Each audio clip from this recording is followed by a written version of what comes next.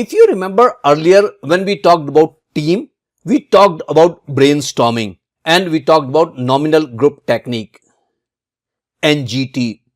Now based on this brainstorming, you would have received number of ideas related to a particular problem.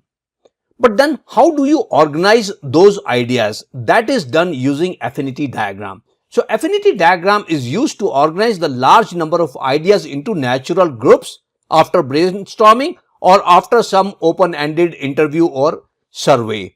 How it is done? Let's look at example of that on the next slide. So here is an example of brainstorming which I did for improving my training courses.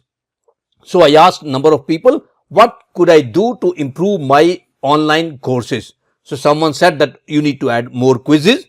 So I noted down that I need to put more quizzes. Someone said that you need to have concepts which are easy to understand. So I put that. To the point, I put that.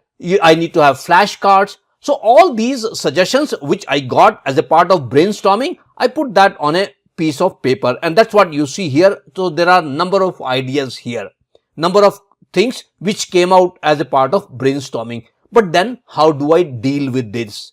This is where affinity diagram comes into picture. Affinity diagram basically connects all these things which are related to each other, put them together in a single bucket. So you make number of buckets and put all the related concepts in that bucket so that you have a better clarity on what all the items came as a part of brainstorming. How did we do that? Let's look at the next slide.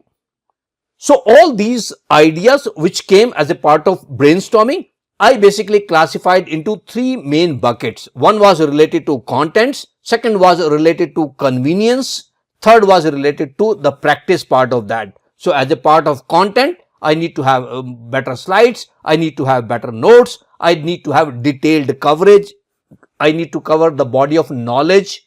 So this was as a part of content. These ideas are basically connected to each other. So I put them together. Now if you look at these ideas which came as a brainstorming, now it's much easier to understand that what was the result of the brainstorming and what actions you can take based on these ideas. So this was affinity diagram to connect related ideas together as a group.